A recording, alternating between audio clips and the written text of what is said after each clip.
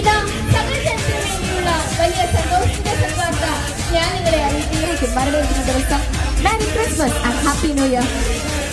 ദൈവം മനുഷ്യരാശിക്ക് നൽകിയ സമ്മാനമാണ് ക്രിസ്മസ്.